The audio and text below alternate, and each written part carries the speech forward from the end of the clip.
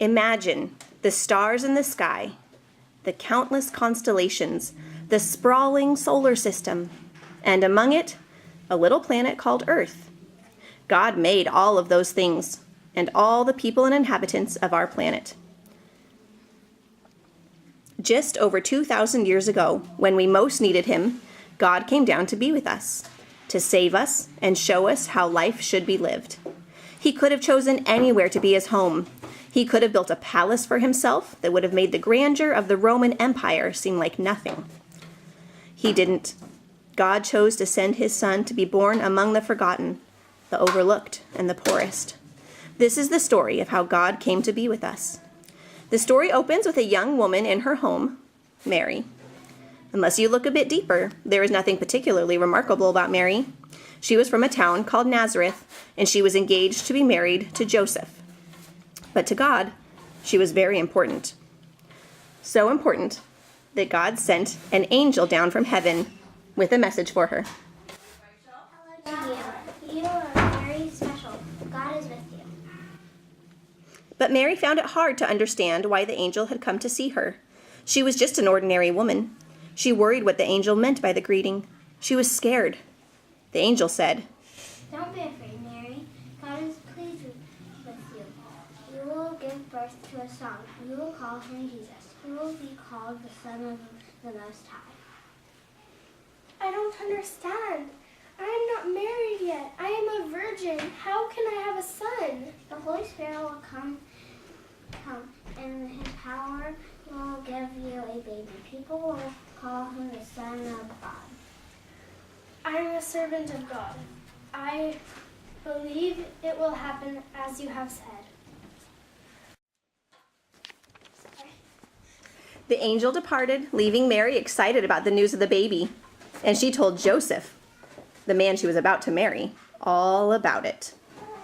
But the Roman Emperor Caesar Augustus, who ruled over the land, sent an order saying he wanted to count every single person in the country. So everyone, including Mary and Joseph, had to go back to their hometown to be registered. Joseph came from a faraway town called Bethlehem. Because Mary was engaged to be his wife, she came with him to Bethlehem. During the journey, Mary was very nearly ready to give birth to her baby. Although tired and weary, Mary and Joseph traveled for many miles. They went from Nazareth in Galilee to Judea and then to Bethlehem. When they arrived in Bethlehem, they knocked on every door in the town looking for a place to stay, but everywhere was full of people. Each time they were given the same answer. Lots of people had come down to be counted, so the whole town was full. There were so many families to accommodate. Mary and Joseph nearly gave up, but then they tried the very last guest house. Please help. My wife is about to have a baby. Do you have a room? I'm so sorry. All my rooms are full with guests from across the country. All I can offer is my stable out back where we keep all the animals. Thanks. We'll take it. Thank you. At last we have somewhere. So, Mary and Joseph went to stay in the stable. It was a very difficult place to bring a new life into the world. Dirty, smelly, unhygienic. But Mary and Joseph made the best of it. When the baby came, they wrapped little Jesus in the clothes they had. They didn't have anything to put him in, so they placed the Son of God in a manger, a trough that's used to feed the animals. I'm not sure this is what Mary was expecting. The angel said Jesus would be called the Son of the Most High. But as she looked at the sleeping baby in the manger, she knew that he was a precious gift.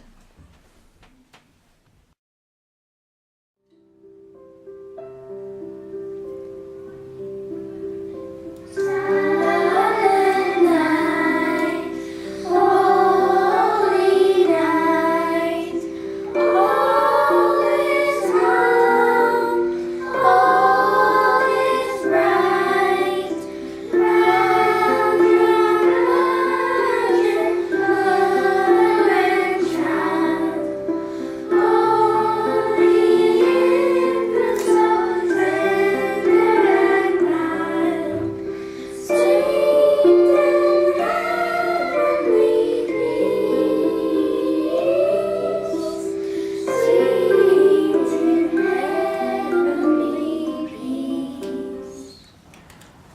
Meanwhile, in some fields nearby, a group of shepherds were keeping watch over their flocks. It was nighttime, and they were surprised, to say the least, to see an angel of the Lord appear in front of them. The glory of God shone all around the shepherds, and they were terrified. You see, the shepherds were just ordinary people going about their daily lives. They weren't considered very important. Nobody took much notice of them, so they were surprised when the angel spoke to them. Do not be afraid. I bring you news of great joy. Good news for people across the world. Today in Bethlehem, a Savior has been born. You will find a baby laying in a manger. So the angel left and went back up to heaven. The shepherds wondered what they should do next. What should we do? Let's go to Bethlehem. Yes, and then we can figure out what's happened. I want to see what the Lord has told us. So they hurried off to seek Mary and Joseph and the baby, which they knew they would find lying in a manger. They found the stable where the young couple were, and the shepherds went to see the baby in the manger. When they had seen him, the shepherds told everyone they met about the child.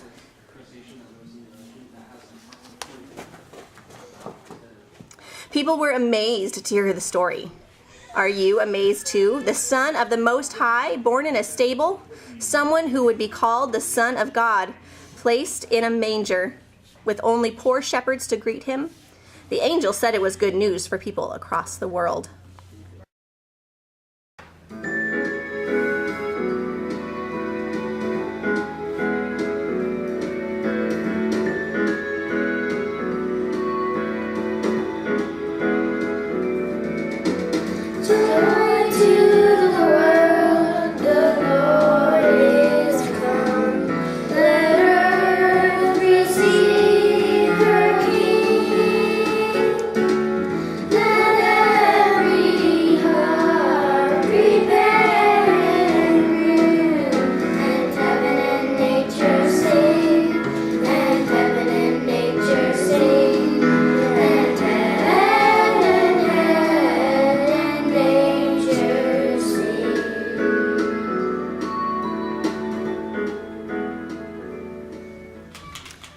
Sometime later, more people came to visit, but they didn't come straight to the stable.